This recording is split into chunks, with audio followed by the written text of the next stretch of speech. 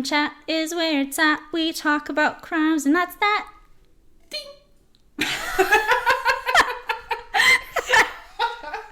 I love it. I love it.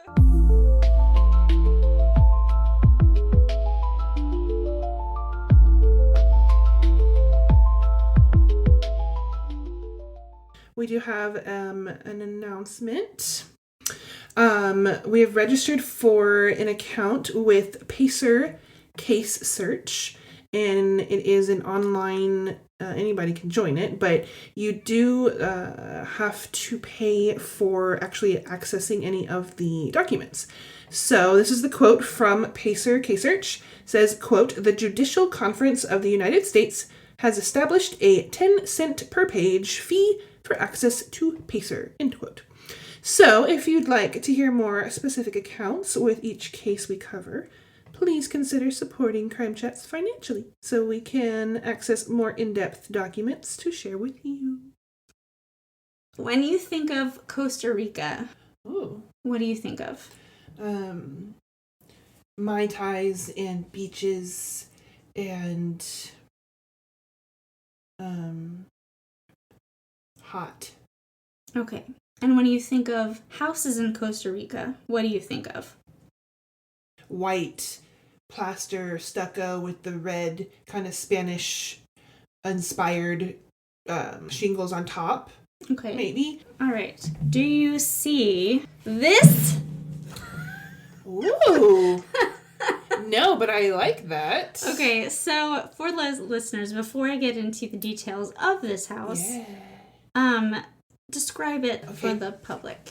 Okay, so it is a large house. It looks like a 1, 2, 3, 4 plus story. Possibly there's attic space or underground space, but visibly 4-story house, and it is circular. It looks very Luna Lovegood inspired. It has a round driveway with a little green median in the middle with grass. It's surrounded by forest, and it's a beautiful view. It's a very large house. I can't see anything to kind of tell me size-wise if it's, I don't know. I don't see any people or cars or anything, so it's very pretty. There is pavement, the driveway is circular, and I think maybe we're on the path like above, we're up like maybe in a drone or something. Yeah. But yeah, it's by itself. There are no other houses around it in the forest, and manicured lawn out in front, but then to each side of it is just forest or jungle or whatever. So I mentioned Costa Rica because this is in the middle of the jungle in Costa Rica. Hey, I got it right. Okay. Middle of the jungle. So this was the house of John and Ann Bender, which I seem to have like a thing with B names. And Ann. And Ann, yes. Ann and B names. I was writing my notes and I was like, oh my god. Anyway, it's another Ann. Okay. So, John and Ann Bender. The place was called Bora Cayenne. Bora Cayenne is the name of a plant that was local to there. So, this is in the town or city of San Jose, Costa Rica. The house itself is 50,000 square feet. Holy cow. It's round, like you said. It's made of concrete slabs and concrete pillars. It's on a hilltop, so it sits 2,500 feet high. I could see that because you were looking out like over things, yeah. And the house is on a 5,000 acre plot of land. How do you maintain that? It's a very good. It's all jungle basically. Okay. So like it's just in jungle. So it took hundreds of people to build it. It took 4 years to build. The Benders moved in before it was done. It is 4 floors with the dome at the top. Okay. So the first floor, unfortunately, I don't really know what the first floor was. I couldn't find what it was. But the second floor was just the kitchen and dining area. So, like, massive. Okay. And third floor was, like, an office space. There was, like, a desk and a computer, although John Bender was retired. Like, he was one of those people that just, like, never stopped working. Anyway. And then the fourth floor was the master bedroom. And, like, that was it. The house had no walls. I mean, it's circular. That's hard to... Okay, that makes sense. Yeah. But no walls. So, like, it was open air. You would walk in and out. Animals could come in and out. It was just, like, in and out kind of thing. The only thing was at night, they had, like, screens that would come down at night. So, just crazy, ridiculous house in the middle of this valley with jungle everywhere. Okay, hold on. I'm doing the math here. So if it's like a 50,000 square foot house and there's 4 floors, that's over 10,000 square feet per floor. Yes. That's insane. Yes. My house is 1,100. That's 1,000 square feet. That's insane. Yes. Wow. Okay. Sorry, I'm trying to wrap my head around the size of that. Inside was all stainless steel, shiny black floors that were reflective like water. And all of this description comes from somebody who I'll get into in a little bit, but I just wanted to go over the house first because the house is crazy. Multiple people describe it as just a spaceship in the middle of the jungle. It had... So... The people that lived there, John and Bender, they would not drive into it because the drive to get to the house would take hours by car. They would helicopter in. There was a helicopter pad below the entrance of the house. The house was in the middle of, it's called Diamante Valley. It was named after a big waterfall. So all of this, or most of this information I got from articles, but also from this podcast I listened to called Hell in Heaven. And it's about this, what I'm going to get into later, that it revolves around this house. This house is the scene of a crime that I'm about to get into. Okay. So Diamante Valley, named after the big waterfall, they did an interview with a neighbor, which saying neighbor is hilarious because they were like secluded. I'm like, where? Like, miles away from each other. The neighbor that lived in the next town over. Anyway, so this guy, John, he was talking about the valley. People that live there tend to go crazy because of like... He said it's because of the isolation. It's just jungle. It gets really dark because all it is just jungle. It's dark. There's nobody around. It's said that the valley was cursed, though, by Native Americans that run off the land.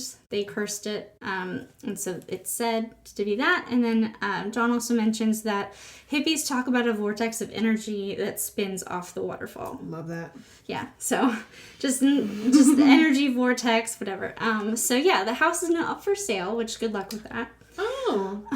So if you wanna, I didn't get to the best part. How much? Is $12 million. Okay, yeah. So let's get it. Okay, yeah. With all the money I have right now. Let's move our Crime Chats headquarters to this $12 million house in Costa Rica. Anybody want to pay for that? Guys? Yeah, Anybody? Yeah. Anybody? Bueller? Donations. So now that we have all that in our mind, the crime. So on January 8th, 2010, 8 gunshots heard a little bit past midnight. By who? They live so far away. Okay, sorry. Go. Sorry.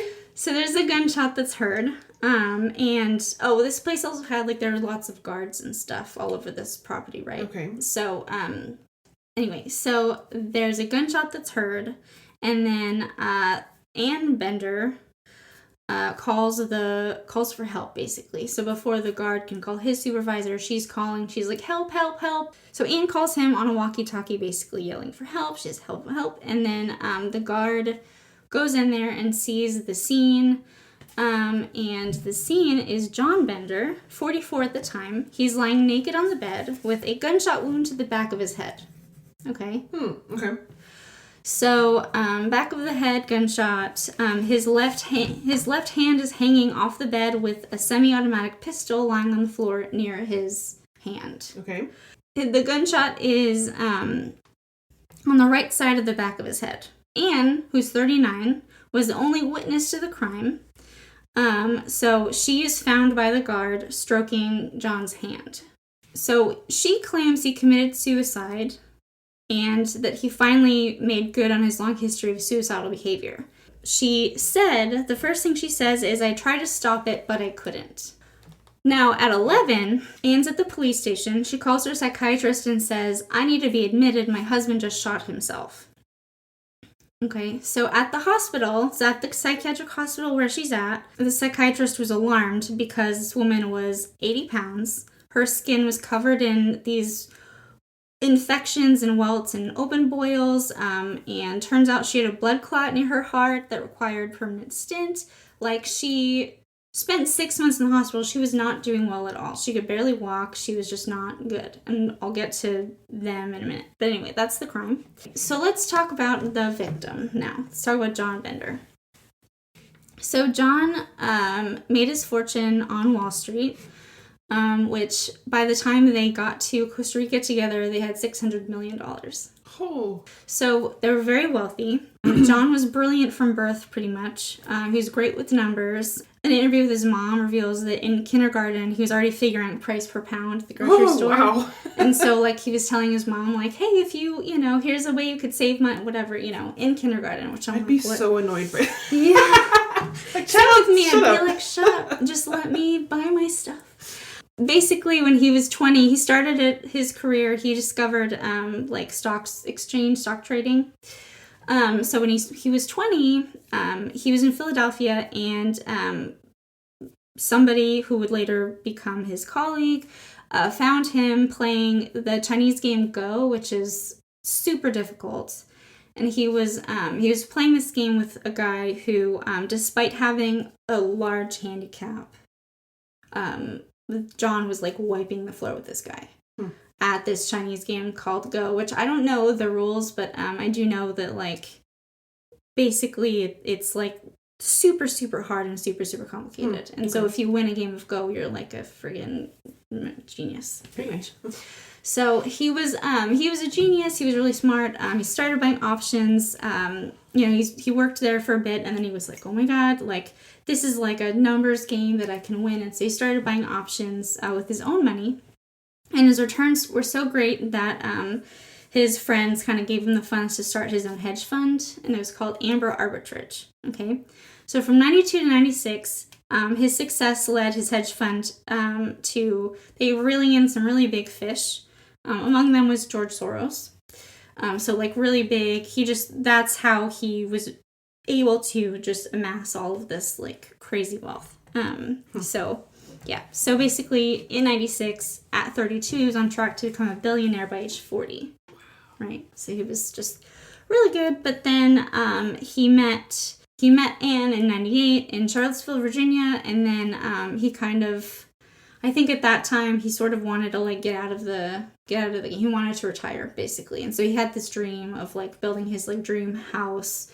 And he met Anne at this party, and they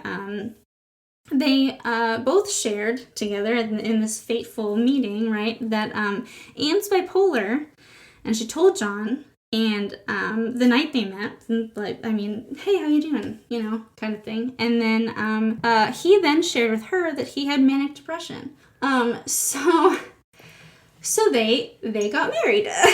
Okay, I'm going to need you to just hold that thought, because I want to go get the DSM-5. Okay. Can I do that? Yes. Okay, one moment. Okay, one moment, please. Okay, can you say again what she told him? She shared that she's bipolar. Okay. She was on lithium.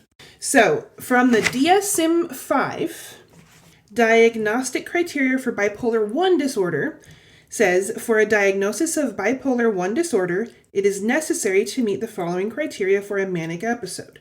A distinct period of abnormality and persistently elevated, expansive, or irritable mood, and abnormally and persistently increased goal-directed activity or energy, lasting at least 1 week and present most of the day. Nearly every day. So then on the other end of that, you've got the major depressive episode. So you've got the hyperactivity and then the depression part. So then that would be depressed mood most of the day, nearly every day, markedly diminished interest or pleasure in all or almost all activities most of the day, significant weight loss. Okay. You said she was 80 pounds, right? Mm-hmm. Insomnia or hypersomnia nearly every day, psychomotor agitation or retardation nearly every day, which is just sloth. You don't do anything and all that kind of stuff. Fatigue or loss of energy, feelings of worthlessness, diminished ability to think or concentrate, recurrent thoughts of death. Okay. John then shared the night that they met that he has manic depression. Manic depression. If you sing about it, it's not so bad. Right? Manic depression. Manic depression. Let's go on the road with that. You know, we could make something out of that, right? All right, so we've got major depressive disorder. We've got disrupted mood dysregulation. Oh, hey, that's what I have. Hey! We've got What? crime chat turns into. No. All right, so for manic major depressive disorder, we have markedly diminished interest or pleasure in all or almost all activities most of the day, nearly every day, very similar to the other one we just read, or decrease or increase in appetite, insomnia or hypersomnia, psychomotor agitation. It's almost exactly the same. Fatigue or loss of energy, feelings of worthlessness or excessive or inappropriate guilt, diminished ability to think or concentrate, indecisiveness, recurrent thoughts of death, recurrent suicidal ideation without a specific plan, or a suicide attempt or a specific plan for committing suicide. It also says that he also had OCD. So he would he could work 20-hour days, and so when he would have his mania, he would be super, super, super, super productive. His periods of mania were pure inspiration and productivity. So working 20-hour days, having all these ideas, all of that kind of stuff. OCD, according to the DSM-5, is recurrent and persistent thoughts, urges, or images that are experienced at some time during the disturbance as intrusive and unwanted, and that in most individuals caused marked anxiety and distress. The individual attempts to ignore or suppress such thoughts, urges, or images, or to neutralize them with some other thought or action. Compulsions, there's your mania, possibly, are defined by repetitive behaviors, hand-washing, ordering, checking, or mental acts that the individual feels driven to perform in response to an obsession or according to rules that must be applied rigidly. These behaviors or mental acts are aimed at preventing or reducing anxiety or distress or preventing some dreaded event or situation. However, these behaviors or mental acts are not connected in a realistic way with what they are designed to neutralize or prevent, or are clearly excessive. These two fell in love. That's an awesome idea. Yeah. So they, the same year that they met in 98, they got married in 98. They were like, oh my God, let's move to Costa Rica. Also, so they're super in love. They live only for each other. And they also rescue animals. So their whole thing was, they wanted to have this wildlife refuge in the middle of the jungle. So they had the money to do that, and so he was like, I have the money to do this, let's do it. So they did it. That's a dream of mine. They rescued a bunch of different animals. There was a great black hawk. They had a jaguarundi named Leo that John loved. So the jaguarundi, they're on the verge of extinction, and it looks like a cross between a black cat and a ferret. That is odd. But that's the jaguarundi. I looked up a picture of it so that I know. But yeah, it looks like a cross between a ferret and a cat, and it's black. So it's small. Yes. And it's in their and home? Long. And, or is it outside? It lives with them. Okay. His name is Leo. Okay. And then let's see. There was a German Shepherd named Millie. That was Anne's dog. Okay. 2 large parrots, plus a parrot with a broken wing. Mm-hmm. There were some monkeys. There's a friendly sloth named Peter. Are sloths not normally friendly? Well, I mean, they just sleep all the time, so I don't... Yeah, exactly. Yeah. Okay. I don't really know. They're just lazy, I don't know. But the article said friendly, okay, so maybe that's something that Anne had said, I don't know. Anyway, so friendly sloth named Peter, and before moving to Costa Rica, John had taken in dozens of stray cats. To Costa Rica? No, before. So in his past, so history of rescuing animals. Okay. See, I like them because of this. I'm hoping my... Okay, so apart from the animals that John had on this compound, he also had rare orchids, and Anne had hundreds of Tiffany lamps. So by the time that John died, 550 of them, 550 Tiffany lamps, a lot of them were in the bedroom. Okay. So now we get to... Okay. So let's go back to the night of the murder. So we have the podcast. The host did an interview with the ambulance driver that got there. So ambulance is called around like 12:15, 12:30-ish, okay? Midnight. So, yes. Okay. So ambulance driver shows up around 1 a.m. The bedroom is basically just like a beacon because of all the lamps, right? It's just like she had turned on all the lamps. Just like a beacon of light. You can see it from miles and miles away. Okay. I mean, this house is so big that like the locals can see the dome from miles around. Mm-hmm. Okay. So anyway, also this, it's interesting to note this project, this building, this spaceship put San Jose, Costa Rica on the map. So prior to like 2000, basically like 98, 2000, this place, like there were people that didn't have electricity and like there was no economy. So like he gave people jobs, he paid them well. He basically like by himself gave them an economy pretty much. So again, this ambulance driver. So he gets there at 1 a.m. His name was Carlos Mora. He said it was the strangest scene he'd ever come across and that he's ever come across since then, right? Okay. So, like, because he gets there, he gets to the house, he has to go up. So the house had an elevator that was in the middle of the floors. Okay. No walls in the elevator. So there was, like, a handrail. So it was basically just, like, a platform with, like, a handrail. And you just stood on this platform and it, like, brought you up the house. Hi, okay, I'm baffled, but okay, yeah. Yes, so it's baffling. Anyway, so he took the open platform elevator up to the 4th floor, where the bedroom was. And so he sees John on the bed, like I said, lying naked on the bed, gunshot wound to the back of the head, left hand was hanging down, there was a gun, and then the wife, Anne, is, beside herself. Wait, pause. Left hand, but gunshot to the right. To the back right of his head.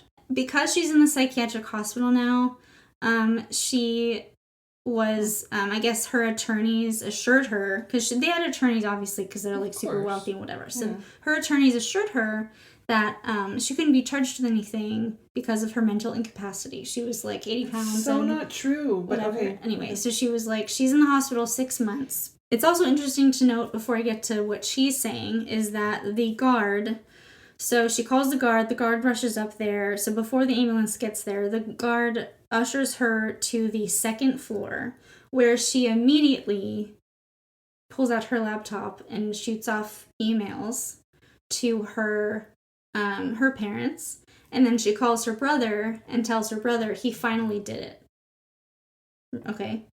So there's that. Okay. So she's laying groundwork for a defense. So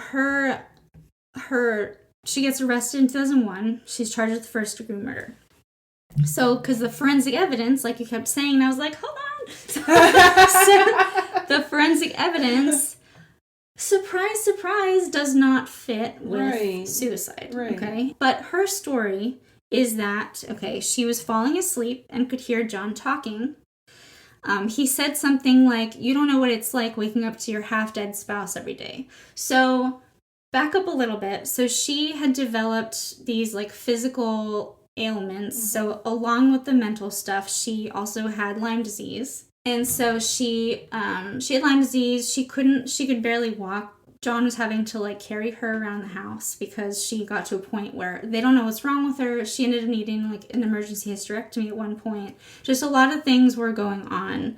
And then John had tried to, he became obsessive, right? Mm-hmm. He became obsessed with trying to cure her himself.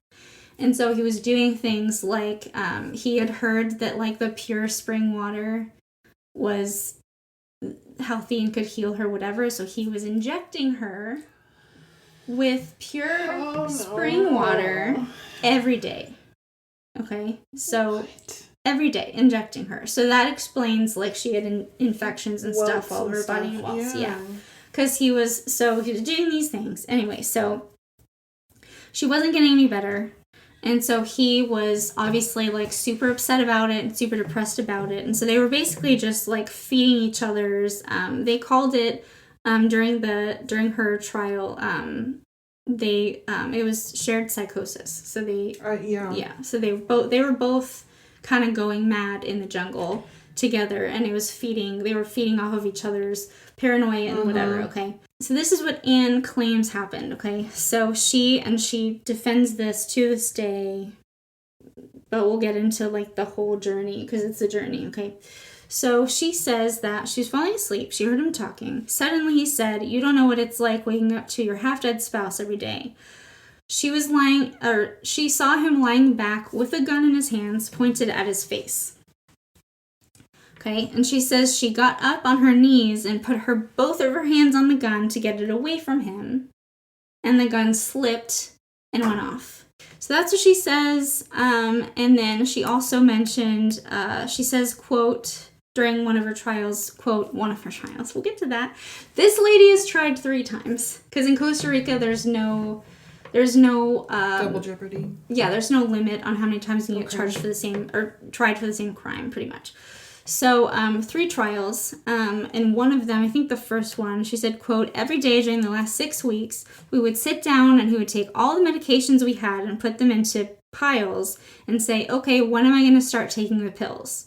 There would be these suicide dress rehearsals, and if I went along with them, we got through the day." So basically, like, she's kind of making it into, like, he wanted to kill himself, he was planning on doing it, he just didn't know when, whatever. So, like, it was just got to a point. But then it was interesting earlier when you said they don't really have a plan. Mm-hmm. So, like, he may have been, like, suicidal ideation may have been a thing, but, like, he didn't have a plan to do it. Right. He just was like, when am I going to do this? Yeah. When am I going to do this? This is awful, whatever. So Folie Deux means, like, the shared psychosis. I was going to say it's a French thing. I was going to mention that, but you know. I know. Of course you do. Folie Deux. Yeah. Anyway, so, okay, so the questionable details are that were revealed in this podcast were, so John always fell asleep with earbuds in his ears, right? And they were in his ears when he was found dead. So the question is, why would he put his earbuds in if he was just planning on shooting himself in the face? Okay, so that was one of the things.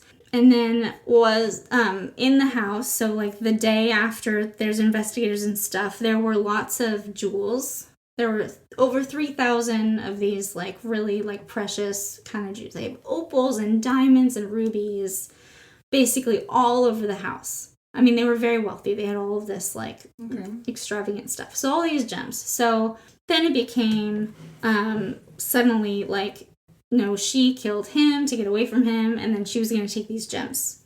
Whatever. So there's these jewels, right? And so Anne is saying, like, but if I was planning on stealing the gems, why would I have left them in the house? Blah, blah, blah, which I have thoughts, but I'll get to that. So there were 3 trials in this case, okay? She was tried 3 different times. Mm-hmm.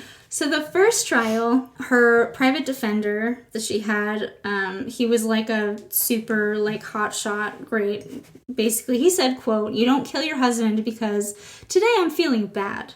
There is no motivation, and with no motivation, there is no homicide." Okay, and then Anne waived her right to remain silent, so she was able to be questioned, but she was only giving one-word answers. That's infuriating. So the judge, after, like, this whole stupid, like the attorney's trying to, like, get something out of her, and she's saying one word, the judge is finally like, okay, like, fucking stop. Like, and then he asks her, "Did John give you any reasons why he wanted to commit suicide?" And then she says, quote, "He told me that he was not a good person, that he had failed to cure me. He told me he was tired of living a very hard life with everything he was facing, and he also told me he was sure I would be safer without him." Recurrent thoughts of death, not just fear of dying. Recurrent suicidal ideation without a specific plan, or suicide attempt without a specific plan of committing suicide. Diminished or feelings of worthlessness or excessive or inappropriate guilt nearly every day. That's again under that major depression. So, like, textbook, DSM-5. Okay, so the prosecutor called an investigator to comment on the crime scene photos. So he showed them up on the screen. Anne couldn't look. I think one of John's friends passed out. This comment on the crime scene photos, something to note was the location of the pistol laying by John's left hand made no sense given the wound. And then the prosecution called a pathologist to the stand, who said there was gunshot residue on Anne's clothes, no gunshot residue on John's hands. The bloody pattern on and around the body was inconsistent with the self-inflicted wound. John's body showed no signs of struggling. The position was consistent with being at rest. So this dude was asleep. Mm-hmm. Okay. And John's right hand position was flat on a pillow that was tucked down by his waist, so it makes him shooting himself in that position impossible. Right. Basically, like, how would you end up in that position? Because, like, as soon as the bullet went in, like, lights out, you know? Mm-hmm. So defense claimed that there was no criminalistic evidence that proves 100% that she did it. So basically, her attorneys, who never claimed that she was innocent, were basically like, there is not enough, like, there's no proof that suggests that 100% she 100% did it and he could not have at all committed suicide. Like, we can't prove 100% that she murdered him. So, like, I guess that was their defense. And gunshot residue on her clothes and none on his hands, which that's enough for me, but whatever. Verdict not guilty. Really? So this is a trial by tribunal, so 3 judges together. Okay. So, verdict not guilty. The judge said they could not prove that she did do it, and they couldn't prove that it was suicide. So the outside article mentions talks of a past financial dealing between the judge and the defense attorney, which led to the acquittal, but the defense attorney denies it, and the judge just makes no comment. Right? Okay. Okay. So the prosecution demands a second trial. Mm-hmm. So, because in Costa Rica, again, there's no limit on how many times you can be tried for the same crime. So the judge, this judge, I guess, it was 3 judges. So another one of the judges said there was just too much evidence that it could not have been a suicide. Wound at the back of the head, body position, whatever, okay? Gunshot residue on her, not him. So this verdict, guilty.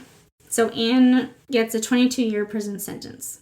Okay, so she does go to prison. She goes to jail. She only serves 9 months, and then is told that a guard told her that she was going to have a 3rd trial, and so she was released immediately to await that 3rd trial. Why? I don't know. I don't know. It didn't say, and I couldn't find it. I'm sorry. No, that's fine. That's fine. So the 3rd trial, so there was new experts were called to go over the evidence. So new experts in Anne's defense were called. And these experts said that if Anne had pulled John's arm back like a bow and arrow while struggling to get the gun, it could have gone off and got him on that side of his head. But in red, I put, but she was frail as fuck. How? Right. So, like, to do that, you'd need strength. Also, so I didn't mention this before, but John Bender was a big dude. Okay. He was built kind of like a linebacker, is what they said. Okay. So she was described as like bonita, petite, delicate, and then he was like this like football and she had player guy. Issues. She had. Yeah, and she had all these physical things. She couldn't even walk. Like, exactly. John was, like, carrying her, and she's supposed to pull his arm all the way back and whatever. Right. Anyway, so, verdict, acquitted. Because? Because of she could have pulled his arm back, and then, so there's, we just don't know, no. A chimpanzee could have come in and done it. I mean, they have open wall houses. What... So now, Anne is now believed to be back in the U.S. since 2018. She won't go back to Costa Rica. She refuses to go back there. Shocking. And she got her gems back in 2020. Good for her. Yeah. So, that's the story of John and Anne Bender. So I have thoughts. So when you first started telling me about everything, you said she was like petting his hand or whatever. My first thought was she's putting gunshot residue on him. Oh. That was my first thought. She's trying to put it on him and get it off of her. That'd be really conniving. Uh-huh. That immediately, I was like, ooh, but I was going to wait for you to tell me anything, any kind of evidence or something like that. Mm-hmm. Then this whole time, people listening, I'm trying, like, I know Lisa's been watching me try, like, mime out this whole action, you know, I'm like, it's impossible. Even with this, like, pulling the bow back, he'd have to be twisting his head to his right as far as he possibly could while she's pulling his left arm back. Yeah. And he's deliberate. I mean, like, it would be. And the wound was on the back of his head. Right. So I think that. At the back of the right side of his head. Yeah. So her story is that he was like this, and then she pulled the gun facing front of his head. The front of his face, and then she would have pulled his arm back, and then it got him like right here. So you're saying, okay, so gun barrel holding it in front, facing my face, mm-hmm. with my left hand, or with whatever, her arms, she pulls it to the side, possibly to my right. Yes. And then if I look away. I turn my head. He was found with his head tilted to the left, I believe. Okay. So if I tilt to the left and she's pulling my arms that are holding the gun pointed to my face, she pulls my arms to my right and I tilt to the left. Yeah. Okay, that's a tiny bit more, maybe. But, again, she was very frail. Right. He was a big dude. And if he's trying to commit suicide, why would he move his head? Yeah. He would want it to hit him. So that doesn't make sense. Also, I want to know what the trajectory of this bullet is. Is it this way? Is it this way? You know, is it forward to back? Is it back to forward? So I saw the word, and I didn't want to, like, mention this because I don't really understand. Like, I'm not a doctor, but I saw the word occipital a lot, like occipital, which eyes. So like it was on the right, like back right, kind of. It like went through basically eye socket. Okay. Yeah. But that's what I'm saying. Is it going? You didn't say back. So but if he has it pointing to his Yeah, see, I need to see it. Yeah, I looked for crime scene photos because I wanted to see them, but I couldn't get it. So Well, and I think for all three of these trials, one not guilty, one guilty, one acquitted. It's kind of like yes, no, maybe, you know, kind of thing. That's stupid. My first thought. Also, if there's ever a yes, you're guilty verdict by judges, the highest person in the court, mm-hmm. that should be enough, I think. And if there's ever evidence of judge and lawyer bribing each other, that should we don't know, right? These are allegations that the defense attorney denies and the judge just makes no comment about. So we don't know this, but I mean, why would they want to say anything if they were guilty is my thing. I think that alone should be enough for a retrial and a huge revamping of the whole legal people. Like get new lawyers, get new judges on the case, because that's corrupt. And all of these were done in Costa Rica, all the trials? In Costa Rica, yeah. But she's in the U.S. now. She's in the U.S. now. Were they dual citizens? Did they have... So John renounced his American citizenship. Okay. So in 2001, he's involved in a legal battle with a financial manager whose name is Silverman from New York, who invested money into Amber Arbitrage. He claims he was promised a 25% cut of the company's value, which was at the time over $500 million. Jeez. It's important to note that John hated the IRS and renounced his American citizenship when they moved to Costa Rica. So Silverman used this as like John was trying to hide from the IRS, hide his money, blah, blah, blah. But he had renounced his citizenship, so like he wasn't an American citizen anymore. So his money was no longer the IRS's like business. Yeah. Okay. So then the Benders became unpopular with locals because either they hadn't been hired to work at Burakayan, or they were hunters tired of being chased off the property from the guards. So the guards were there to keep poachers off the land because of all the animals that they had, right? Anyway, so... Okay, so I get from what you've told me, I've never heard of this case before ever, so, I get the feeling that this is an odd couple, first of all, in my opinion, right? They, of course, they have their own issues and concerns, as we all do, but John didn't seem like a bad person. I mean, I don't think Anne really did either. I think maybe they were kind of a really bad choice for each other. Yeah. Because again, that shared psychosis that just fed off of each other, and the isolation made it worse, right? You know, and all they have is each other. They just had each other, and then and then he becomes obsessed with trying to heal her of all of her ailments and save her, and it's not working. And he's like, he hates himself because he can't heal his wife, and all this stuff. Like he keeps. She brought up this email. He sent her this email about how like. I just want to fucking kill everybody and myself. Like, I can't figure this out. Like, first I'm sick and then fucking, basically, like, I failed you and I'm failing everybody and I just want to die and be done. Yeah. Which is a very common major depressive thought, Yeah. Which is really sad. And the fact that they're so isolated from any kind of help, mental help, family, any kind. That's what my other thing is. When they first started dating or seeing each other, who are their support systems? Where's their family? Where's their friends? They lived for each other, and it was like just them in the middle of the jungle with their animals. Well, that's them though. What about the family? What about their people? The people that loved them or knew them? Were they not like, hey, have you heard about John lately? How's he doing? Or where's Anne? I mean, he was.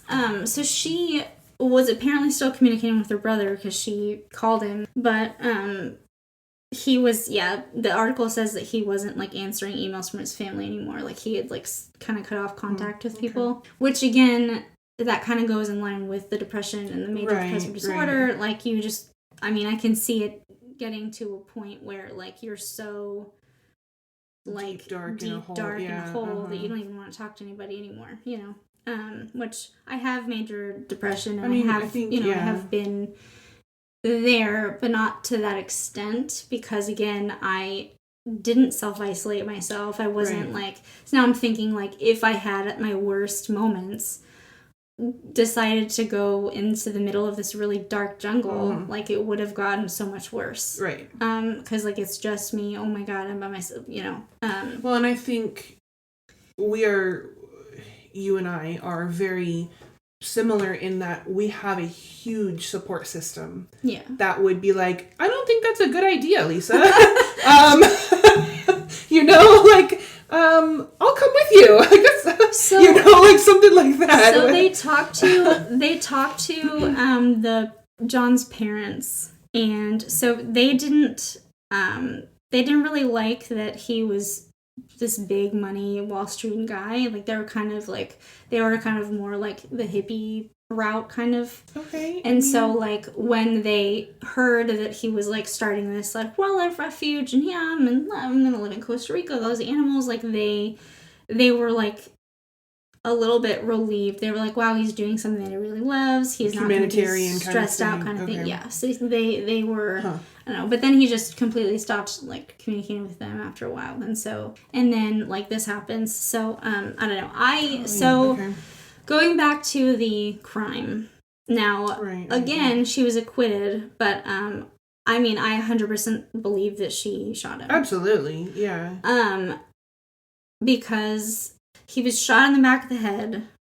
Like, his body was at rest when he did that. Like, you'd think that, like, if you struggle with a gun, like, you tense up and you're like, whatever. Like, there'd be evidence of that, yeah. So his body, he was at rest. He was sleeping. I think that she was just, like, he had been injecting her with purified water, trying to whatever, and she was going along with his delusions, but I think she finally just, like, maybe she just snapped. Maybe. Or something. Maybe it was one of those things, and then she, like, just couldn't do it. But she had the sense to get on her computer and write an email about it, and then make a phone call about it. That's what I was saying. The second you said that, I was like, she's laying the groundwork for a defense. Yeah.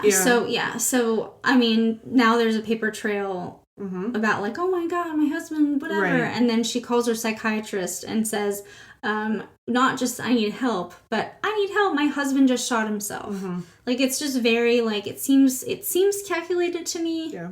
Yeah. Well, and then from, like, a court or whatever, court case kind of situation or perspective, if she's going for not guilty by reason of insanity, that is so, I think, widely misunderstood, because there are, like, so many things that you have to be or exhibit in order to fall under that. And while she does allegedly, I don't know if it's official, but she does apparently have bipolar disorder, if she were truly in a state of mania, like the manic part or the depressive part, that might be cause for that. But under that not guilty by reason of insanity, you can't have a plan.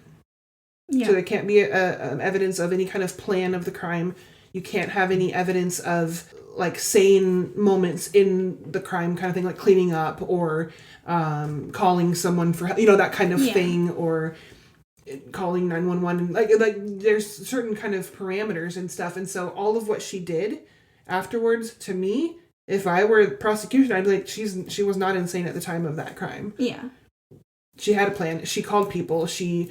this, that kind of thing. Yeah. I mean, and for it to be like she immediately got her laptop. I'm not her. She's not me, right? But if, like, my husband had just shot himself in front of me, my first thought would not be, I'm going to email my parents to tell them what happened. Right. That would be, like, plan Z, right? Like, plan A, freak the fuck out. Yeah. Like, there would be no plan for a long time. Like, I would need people to tell me what to do. Exactly. Because I'd be, like, catatonic. Yeah. I would be like, what do you mean? Like, I would not be able to get on my computer and type things. Anything coherent. I'd be, like, I'd be, whoa. So, I mean, it just, I mean, even if you were to say, like, she must have been maybe she was a little bit relieved when he finally did it, because, like, oh my God, I'm, like, sick and he's doing these things to me. Maybe, like, it was time for this to end. Still, it's still such a traumatic thing to happen that, like, you still cannot, like, have that. Like, she must have known she was going to do that before, like, she shot him, and then she was like, now I have to write this email to my family. It just doesn't make sense to me. Like, that part of it, like, that's, for me, that was, like, she obviously did it because, like, it doesn't make sense the other way around. Yeah. I will say, and I know you already said kind of this, it's you never know what you're going to do unless you're in that situation, Yeah. I mean, it's very possible that, she just had to tell someone or get it out or whatever, right? Yeah. But, this is not the same situation at all. I've never seen anybody kill themselves in front of me, but when I had to call the police because I was in a very violent situation, I did not call the police first. Who did I call? I called my dad. Yeah. And I think those kinds of thought processes, I don't know. I don't think it's very logical, maybe, for most people, but again, you don't know what you're going to do in those situations, but I do think the email thing is a little weird. Yeah. But I don't know. I hate to assume things. Yeah. Like, she was not in her right mind, but I think she was. I think she did it on purpose. I think, like you said, maybe she was tired of him just always saying, I'm just going to kill myself. I'm going to do it. When was the day? Is today the day? Am I going to do pills? And she was just like, oh my gosh. Yeah, and she's tired of being sick and him kind of continuing her being sick and thinking he's helping her, and maybe, who knows? Who knows? Oh, I had another thought about, so back to the gems, and she claims in court that, like, well, why would I have left them if I was planning on taking them? And then I was like, because you don't want them to point the finger at you immediately, idiot. Like, you know, like if that was my master plan, was like, oh my god, I'm gonna get all of this gems and I can sell them for all this money, I'm not gonna take them. Yeah. I'm going to leave them there to make it look like he really did commit suicide, and then who's going to inherit all that shit? It's me, right? Exactly. So, like, yeah. So, pretend of course, like you don't care. Of course she wouldn't have taken them. I don't care about the money. I care about my baby. Because, you know, I mean, not that they would have known that they were missing, I guess, because maybe they didn't know they had the gems. But still, like... I don't know. I feel like if you have over 3,000 gems in your house and then you, like, take all of them out immediately, like, people know that something's, like, you can tell, you're like, acting weird. Things are missing, whatever, right? And they're like, also, where the fuck are you gonna put all of them? Okay. Where'd that come from, Anne? Where'd you get that? Where's that? What's that huge suitcase? What's in there? Where'd that ruby come from? Did you dig in the jungle? That's a big diamond. But yeah, so just the case of John and Ann Bender. Thanks for listening, guys. Thanks for listening. Bye. Bye-bye.